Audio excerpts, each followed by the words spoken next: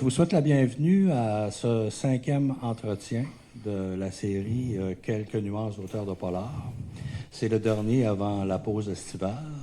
Vous savez probablement, parce que je l'ai déjà mentionné précédemment, c'est que ce concept-là, qui est unique à Québec, a pour objectif de rendre honneur à cette littérature de genre et également à ces sous-genres qu'est le polar, et à mieux connaître, et surtout à mieux connaître les femmes et les hommes qui, à l'aide de leur clavier d'ordinateur ou de leur stylo, parce qu'il y en a encore qui écrivent au stylo, nous font entrer dans leur univers créatif, théâtre de la confrontation entre le bien et le mal. Alors, ce soir, c'est un très grand honneur, c'est un privilège que j'ai d'accueillir notre invité. Nous, on se connaît par Internet depuis la parution de son premier polar, L'affaire Pélican. J'avais publié un avis de lecture et on est en communication assez régulière. On se passe des mots, etc. Et quand je l'ai invité, on devait se voir en mars. Malheureusement, Jean-Louis devait aller à Londres, le pauvre. Et on a réussi à trouver une date, c'est-à-dire ce soir. Et je suis très content qu'on se rencontre maintenant en personne, plutôt qu'en image sur les réseaux sociaux. Alors, comme à chaque entretien, on commence toujours un peu par des notes biographiques. Moi, mes notes biographiques, je les avais récupérées de toi. Tu m'avais envoyé ça, je ne sais pas si tu te souviens. Non. Le 2 mai 2023. Oh boy. Parce que j'avais publié à ce moment-là des chroniques. De choses depuis. J'écrivais à ce moment-là des chroniques qui étaient publiées en Europe, en France, sur les littératures du crime au Québec. Puis je cherchais des notes biographiques sur toi, puis je ne trouvais pas sur Internet. Puis tu m'avais envoyé un document. Alors j'imagine que ce document-là est toujours à jour, et c'est à partir de là que j'ai noté un certain nombre de choses.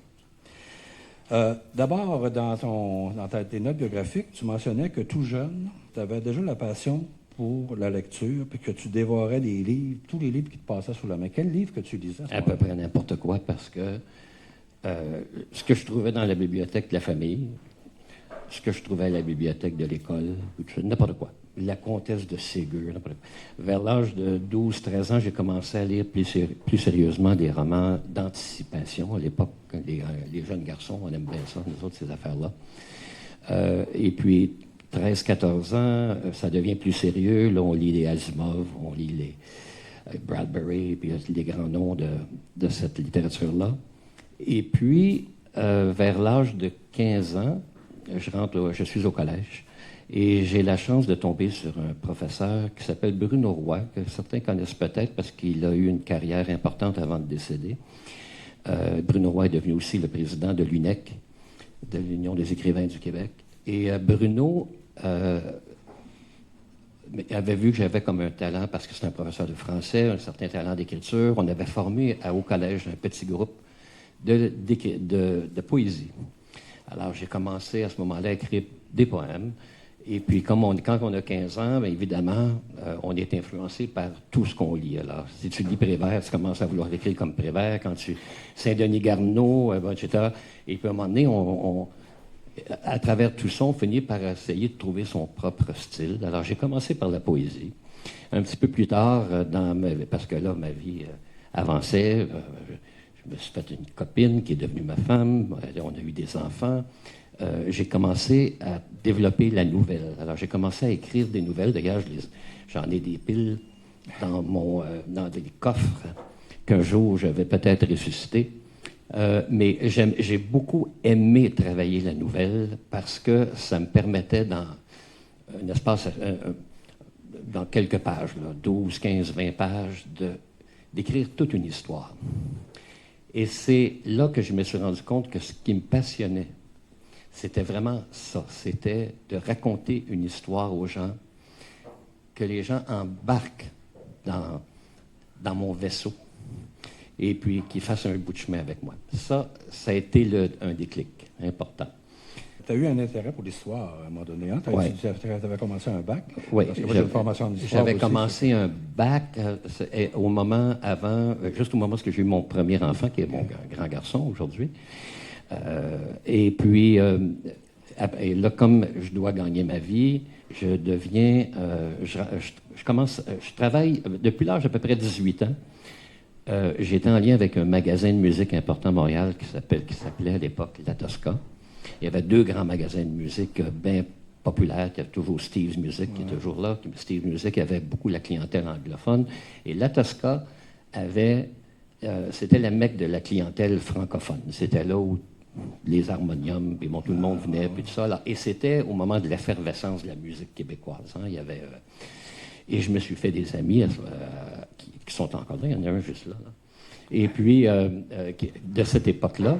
Et ça a été une période importante pour moi parce que je suis tout jeune, j'ai 18, 20 ans. Puis, par un concours de circonstances, il y a un décès. Le propriétaire de l'entreprise meurt dans un accident des Sinois dans les Caraïbes, etc. Je deviens le gérant du magasin. Et quand tu as 20, 21 ans, puis que tu as à gérer un groupe d'une dizaine, 12 personnes, ben c'est là que tu prends le sens des responsabilités, puis tout ça. Mais c'était une expérience de vie extraordinaire pour moi. À tel point, et la raison pour laquelle j'en parle aujourd'hui, c'est que on parle des années 76, 77, dans ce coin-là.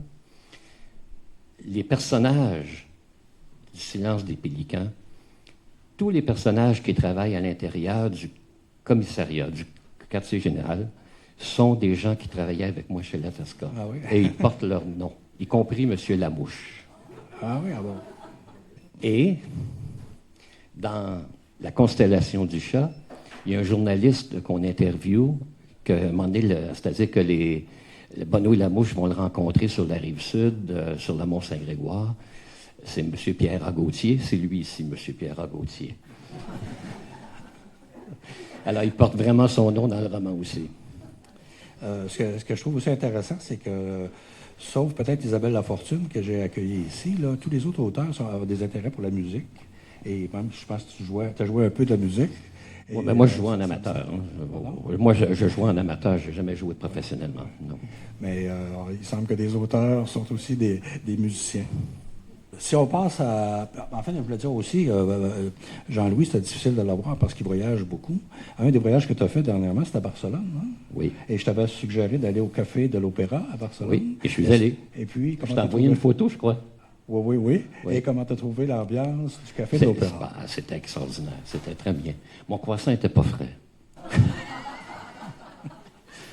Non, c'est vrai. Non, je fais des blagues.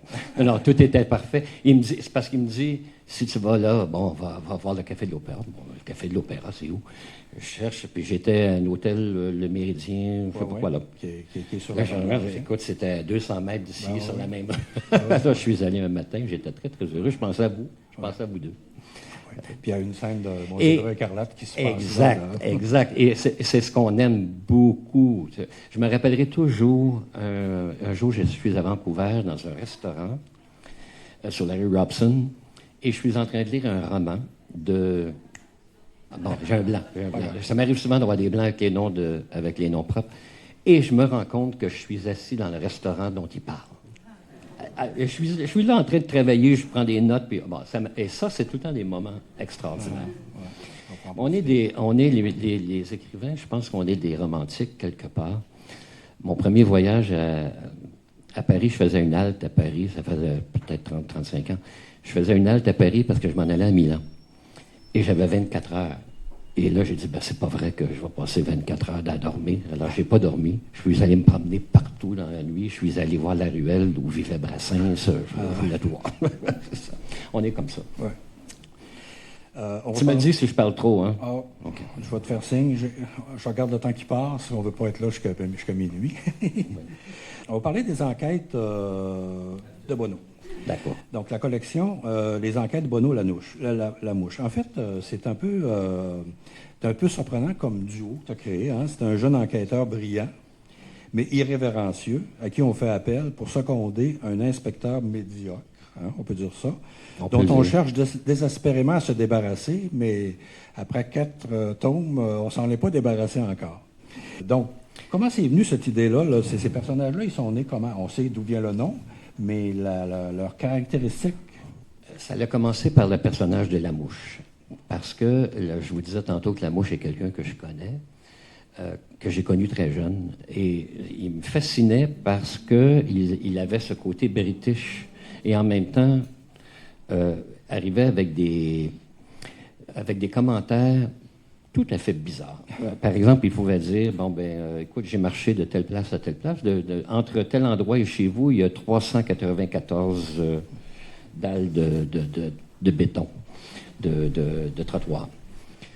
Il y avait ce sens de l'observation-là, puis ça m'intriguait. Et tranquillement, j'ai commencé, puis on est devenus des bons amis avec le temps, et j'ai commencé à penser à ce personnage-là.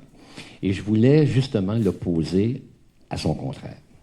Et évidemment, tranquillement, le personnage de Bono s'est formé.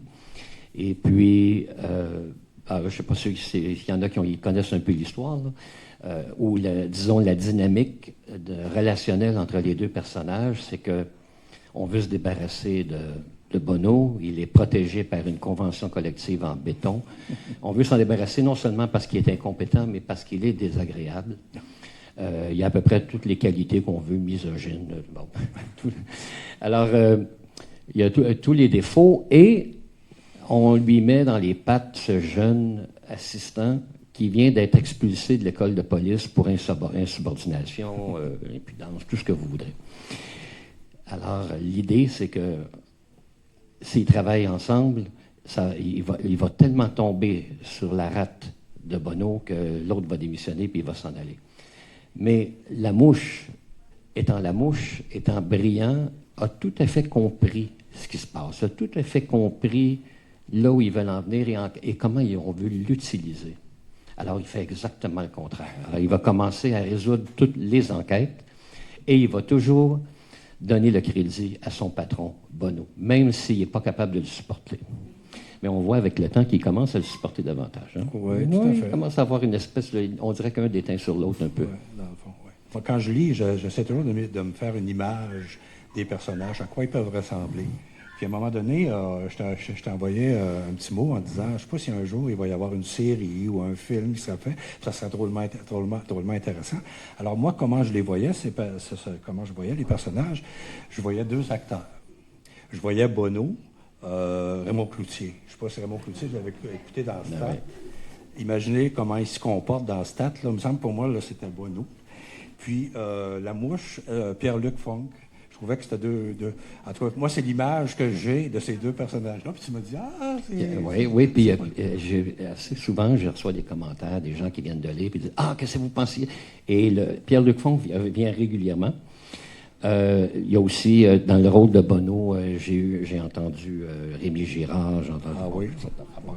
Mais ceci dit, il y a effectivement des discussions qui ont lieu présentement, mais c'est complexe et je ne suis pas autorisé à en parler.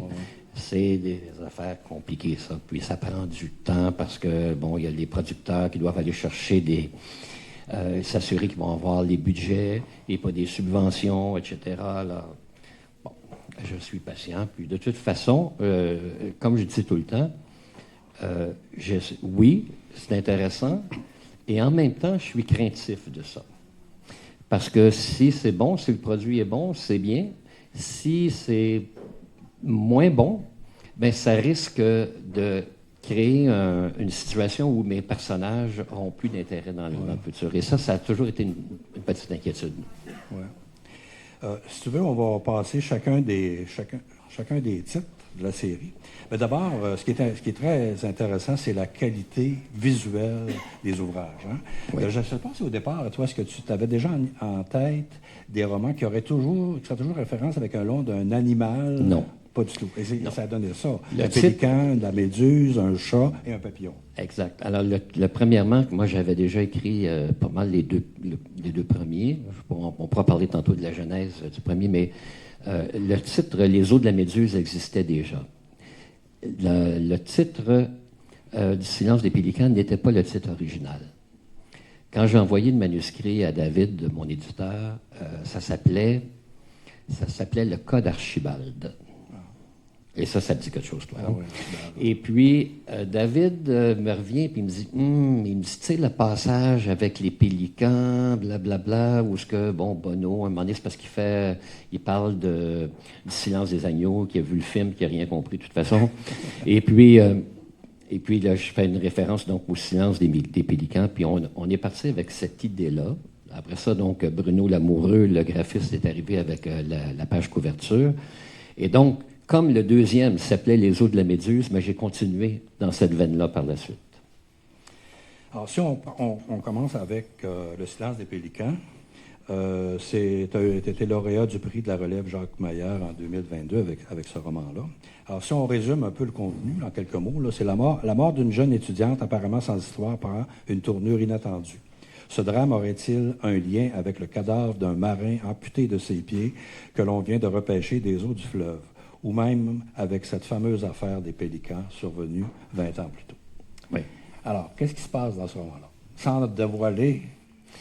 Ce qui se passe, c'est qu'au tout début, il y a une jeune femme qui se fait frapper par une voiture, et puis elle en meurt. Et puis, évidemment, bon, c'est Bonneau qui arrive sur place parce qu'on pense que c'est une histoire assez banale, et puis on envoie le policier le moins compétent pour régler. Voilà, c'est comme un fait divers.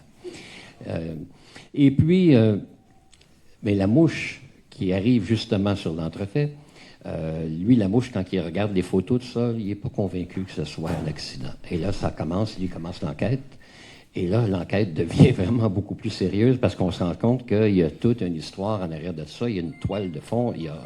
Et puis, il y a la source de cet accident-là, en fait, c'est qu'il y a des gens qui veulent éliminer une personne qui en sait trop. Et encore là, c'est difficile de pas trop en dire. Mais cette personne-là, donc, a compris qu'il se passait quelque chose. Il faut qu'elle soit éliminée. C'est pour ça qu'elle a été tuée. Et le titre, donc, Le silence des pélicans, vient du fait qu'il y a eu une enquête en France il y a une vingtaine d'années, ou une vingtaine d'années auparavant, qui se passait dans le sud de la France, où il y avait des gens qui transportaient de la drogue et on les appelait des pélicans parce qu'ils ingurgitaient des sacs qui contenaient la drogue. Et ces gens-là on les choisissait parmi les sourds muets. Parce que s'ils passaient les frontières, à l'époque, il y avait encore des frontières entre les pays, etc. S'ils passaient les frontières, s'ils étaient interrogés, ils ne pouvaient pas parler. Alors, c'est pour ça l'image du pélican. Ce qu'on découvre là, c'est vraiment, on découvre les deux personnages. On comprend aussi que Bonneau a de la misère d'enquêter quand il y a l'estomac vide. Il faut absolument qu'il ait mangé. Oui. Il est incapable de prendre les ascenseurs. Oui, donc, il y a des sérieux problèmes. Il est vraiment très caractérisé comme personnage.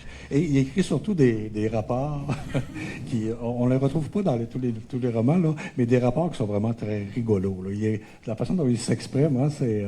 C'est parce qu'il cherche à bien s'exprimer, alors il utilise souvent le passé simple, mais c'est pas très simple pour lui. Mais moi, j'ai beaucoup de plaisir à écrire ces rapports-là. D'ailleurs, aujourd'hui, ça fait partie tellement du personnage qu'on m'a reproché dans le 4e. On m'a dit, ben oui, mais il n'a pas fait de rapport. Ben non, il n'était pas en position pour écrire un rapport. Il n'était pas en bonne position pour écrire. Alors, le deuxième, Les os de la méduse. Fait que ça, c'est un peu intriguant comme titre. Une méduse, ça n'a pas tellement d'os, mais on découvre d'où ça vient. En résumé, c'est un cadavre décharné dans la penderie d'un luxueux manoir de la métropole de Montréal où vit un comte qui s'appelle le comte de Clairvaux. Il y a une silhouette fantomatique, à un moment donné, qui est captée en pleine nuit par des caméras de surveillance et un célèbre tableau de maître et une mystérieuse infirmière portée disparue depuis plusieurs années. Alors, c'est encore... Oui, j'aime ça jouer avec les temps, avec le passé, effectivement. Il s'est passé quelque chose dans la jeunesse des personnages où... Bon, alors on apprend tranquillement que, bon, ça se passe dans un quartier très huppé de Montréal qui s'appelle Crescent Street, et puis en fait c'est Red Pat Crescent. Et Red Pat, c'est effectivement le nom de la compagnie de sucre. Parce que le monsieur est devenu... Oui, exactement. Alors, M. Red Pat est devenu très riche avec l'industrie du sucre et aujourd'hui, cette rue-là, où ce qui était son premier manoir, existe toujours. Et donc, le comte de Clairvaux, qui est un Français, demeure dans une de ces grandes résidences-là. Et puis, on trouve un cadavre chez lui. Et puis, bon, ça commence avec toute une enquête qui commence. Et puis, le seul indice qu'on a, c'est effectivement des photographies qui ont été prises de nuit, qui captent les mouvements d'une infirmière. Alors, je vous en dis pas plus, mais c'est intéressant. Moi, ce roman-là, des romans, je les lis souvent en utilisant Google. Et je peux aller voir les rues quand je regarde où les personnages circulent. Et c'est Exactement, c'est dans la réalité. Dans les eaux de la Méduse, moi j'avais écrit comme commentaire un casse-pied anachronique, grotesque et entêté, mais il y a dans cette mixture quelque chose d'indéfinissable qui lui confère du génie. Une nouvelle enquête dans le milieu des arts, ce qui est intéressant, inscrit dans une trame historique au cœur d'un quartier cossu de la métropole montréalaise. Ah oui, parce qu'il faut dire que dans la résidence, dans le manoir du comte de Clairvaux, il y a une reproduction d'un tableau célèbre qui s'appelle Le radeau de la Méduse. Et puis donc, l'histoire tourne autour de ce tableau. Le troisième, la constellation du chat. Alors, on est toujours dans les animaux, maintenant avec le chat. Assassinat d'un politicien arrogant. Est-ce que c'est fait par un terroriste, un tueur en série ou simplement des règlements de compte? Les cadavres s'empilent, une constellation de victimes et un énigmatique symbole laissé sur chaque scène de crime, d'autant plus que Bonneau n'aime pas trop les chats. Non, il déteste les chats, il a peur des chats. Il a peur de bien des affaires. Mais oui, alors, ce roman-là, la source, je dirais, de l'inspiration, m'est venue d'une découverte. Je m'intéresse beaucoup à l'astronomie. Et j'ai découvert à un moment donné qu'effectivement, il y a eu une constellation du chat qui est disparue d'ailleurs. Aujourd'hui, elle fait partie d'une autre constellation parce que, bon, les gens, les astronomes des années 1700, 1800, ils voulaient marquer l'histoire, alors ils inventaient des constellations, puis bon. Et ça, c'est vrai. Donc, il y a un monsieur Lalande qui était le chef de l'astronomie, si je ne me trompe pas, à Paris, et qui a vu, lui, dans ces étoiles-là, il a dit, bon, ça ressemble à un chat. Il a appelé ça la constellation du chat. Plus tard, les comités scientifiques ont éliminé la constellation du chat. Sauf que c'est resté dans l'imaginaire. Et puis, donc, le propos de ce roman, c'est que il y a des meurtres qui ont lieu, et puis il y a quelqu'un qui dessine, qui au début, on pense qu'on n'est pas trop sûr, mais Bonneau, lui, établit que c'est un chat. Et puis, donc, on se demande pourquoi. Alors, je vous en dis pas plus, mais ça a effectivement rapport à la constellation du chat. C'est dans ce roman-là aussi qu'on parle de l'oncle Archibald. Hein? Oui, en fait, j'en parle, je pense, dans chacun des romans. Oui, mais dans celui-là, il y a un extrait là, qui me disait que ça serait peut-être intéressant d'exploiter. L'oncle Archibald était tout un personnage, un peu énigmatique, certes, mais néanmoins chaleureux et fascinant. Il avait connu une longue et prolifique carrière de détective privé. Et ses incroyables récits d'enquête subjuguaient le jeune Lamouche. Encore aujourd'hui, il ne doutait pas un seul instant que ce vieil oncle un peu bizarre avait influencé son parcours de façon déterminante. Est-ce que ça ne serait pas la thématique d'un roman, ça, avec ce personnage-là? Alors, c'était pour ça, d'ailleurs, que le premier tome s'appelait, à l'origine, Le cas d'Archibald. Donc, Lamouche demeure dans le quartier Saint-Louis, dans une des belles maisons de style victorien qu'il y a dans le quartier. C'est un carré, hein. Et puis, c'est une maison qui a hérité de cet oncle. L'oncle qui est allé chercher Lamouche, on va l'apprendre, son passé est un peu obscur, mais de tome en tome, on est en train de découvrir son histoire. Alors, il est allé chercher quand il avait à peu près 10 ans, puis il l'a pris sous sa tutelle, puis c'est lui qui l'a éduqué. Et cet oncle-là était un détective privé. Alors oui, un jour, j'ai vraiment l'intention d'écrire les histoires de l'oncle Archibald. Oui. Est-ce que ça va être aussi farfelu que... Il va avoir un peu d'humour, oui. D'ailleurs, tu me feras penser, je voudrais te parler de quelque chose à propos de l'humour. Oui. La genèse du silence des pélicans. Le quatrième, La femme papillon, oui. C'est paru en 2024.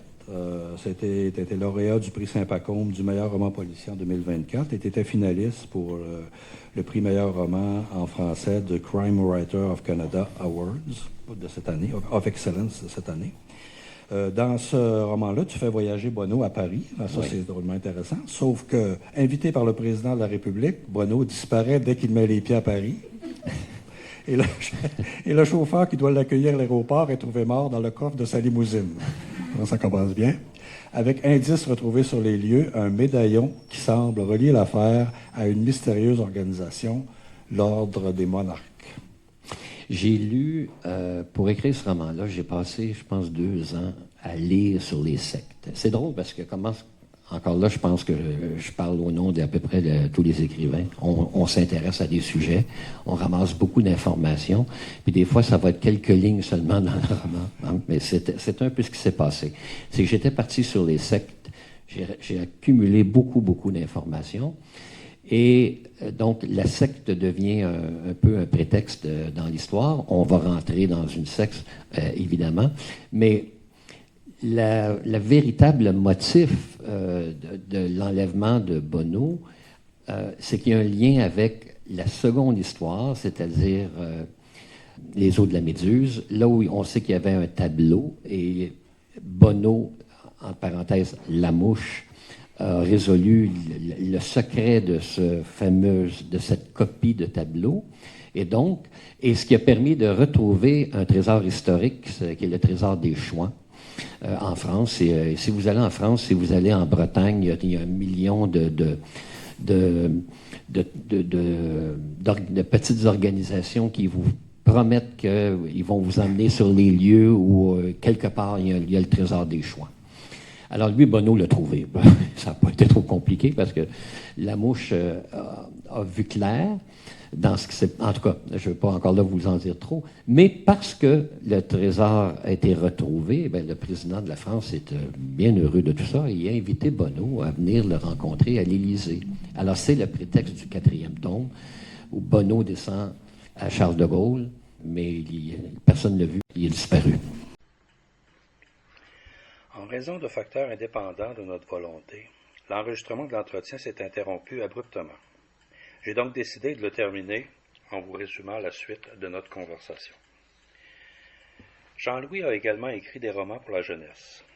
Il a choisi ce genre littéraire pour son petit-fils afin de lui faire vivre des aventures mystérieuses dans des mondes inexplorés. Il avait remarqué qu'il y a peu de romans d'aventures fantastiques pour les garçons. Il a alors entamé l'écriture d'une série intitulée Zipolaris. 3 titres pour les moins de 14 ans ont été publiés en 2022 et 2023, arborant en couverture de première de magnifiques illustrations de Bruno Lamoureux, le même graphiste que pour les enquêtes de Bonneau-Larouche.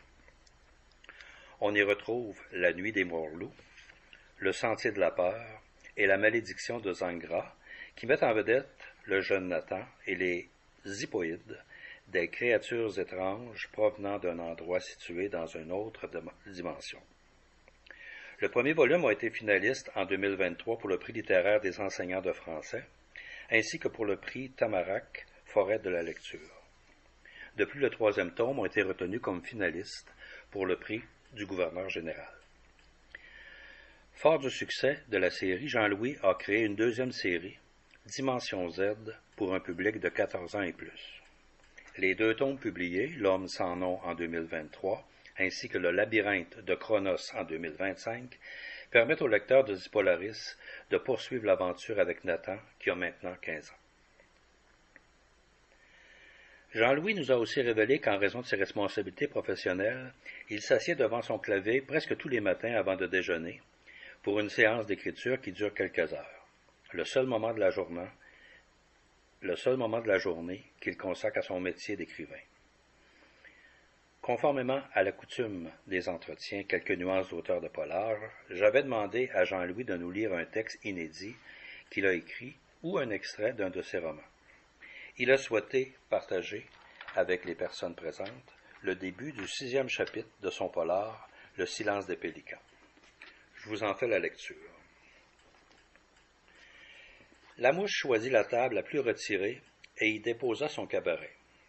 Cette cafétéria ne lui plaisait vraiment pas, et il plaignait les pauvres étudiants qui devaient se farcir un tel décor. Quant au menu, il manquait nettement d'originalité, de sorte qu'il avait dû se rabattre sur un hamburger à l'allure douteuse. Une seule bouchée lui avait suffi d'ailleurs pour constater l'ampleur des dégâts. Il souleva le petit pain, et un rapide examen visuel confirma l'horreur de la situation. Il se leva, prit l'assiette et se rendit jusqu'au comptoir de service. Le cuisinier, une sorte d'immense Gengis Khan à tresse, s'affairait à servir un petit groupe d'étudiants venus d'avaler un morceau entre deux cours. Quoi encore s'enquit-il en posant sur Larouche un regard réfrigérant? J'avais spécifié pas de cornichon. Oui, et puis, il y en a juste un. T'as rien qu'à l'enlever? La mouche prit une longue, profonde respiration avant de lui expliquer poliment. Pour moi, dès qu'un cornichon a touché à ma bouffe, il l'a contaminé. Ici, on met des cornichons dans nos burgers. Si t'es pas content, plains-toi à la direction, conclut l'autre, en se désintéressant aussitôt de la conversation. Mais les 10 ou 12 étudiants qui attendaient en file se mirent au contraire à s'y intéresser. Le silence se fit subitement dans le groupe et quelques têtes curieuses se tournèrent pour mieux assister à la suite des événements. Et la suite vint rapidement. S'emparant d'un contenant de moutarde en plastique, la mouche pressa le tube dans sa main et s'en servit comme d'un crayon, utilisant sur toute la surface immaculée du comptoir de stainless en guise de tableau. Le visage de Gengis Khan blanchit au fur et à mesure où son comptoir étincelant se couvrait de lettres jaunes, formant bientôt un énoncé métaphysique que Magritte lui-même n'aurait pas renié. Avis à la direction, ce n'est pas un cuisinier, c'est un fonctionnaire. Alors, au milieu de ce silence de mort, un rugissement grandiose se fit entendre. Absolument hors de lui, la figure maintenant écarlate et les yeux teintés de sang, Gengis Khan voulut littéralement sauter par-dessus le comptoir. Quelques étudiants reculèrent par prudence. La mouche, lui, ne bronchait pas. Bien droit, il attendait toujours patiemment devant le burger pestiféré, ce qui eut pour effet de décupler la rage du cuisinier. Incapable de franchir l'obstacle devant lui, le grand Khan entreprit alors d'en faire le tour. C'est à ce moment précis que la gérante de la cafétéria se pointa, vraisemblablement alertée par les cris de son employé. « Qu'est-ce qui se passe » s'informa-t-elle effarée devant la scène qu'elle avait sous les yeux. « Il se passe que je vais le tuer, » rugit le colosse, s'arrêtant tout de même dans sa course, comme si la présence de la patronne l'empêchait de céder à sa pulsion première. « Voyons, Tipolo, fit-elle, les yeux sévères. » La mouche faillit s'esclaffer, mais sut se retenir par délicatesse. Jamais il aurait cru que ce gaillard aux intentions nettement trucidaires pouvait être affublé d'un tel surnom. Il profita de cette soudaine accalmie pour suggérer à la gérante « Quand votre pitbull sera retourné dans son enclos, pourrait-il me servir le plat que j'ai commandé, et cette fois avec les bons ingrédients? » Ce qui fut fait, malgré une panoplie de jurons tonitruants et la mauvaise volonté manifeste dont le cuisinier fit preuve tout au long de l'opération. Quelques minutes plus tard, la cafétéria avait retrouvé son ambiance habituelle, et la mouche s'apprêtait à avaler ce burger dont il n'avait plus vraiment envie, quand Bono arriva, ce qui eut pour effet immédiat de lui couper définitivement l'appétit. Avant de répondre aux interrogations du public, Jean-Louis a choisi une carte au hasard dans le jeu Cœur ou pique qui représente les aspects lumineux et sombres de l'humanité et sur laquelle était inscrit le mot égoïsme. Invité à commenter ce que cette expression évoquait pour lui, il a répondu « Ce n'est pas dans ma nature ni dans celle des gens qui m'entourent. » Alors je tiens à remercier chaleureusement Jean-Louis Blanchard qui nous a fait l'honneur de participer au 5e entretien de la saison 2025 de Quelques nuances d'auteur de polar. Une visite à Québec qui était très attendue et qui fut fort appréciée.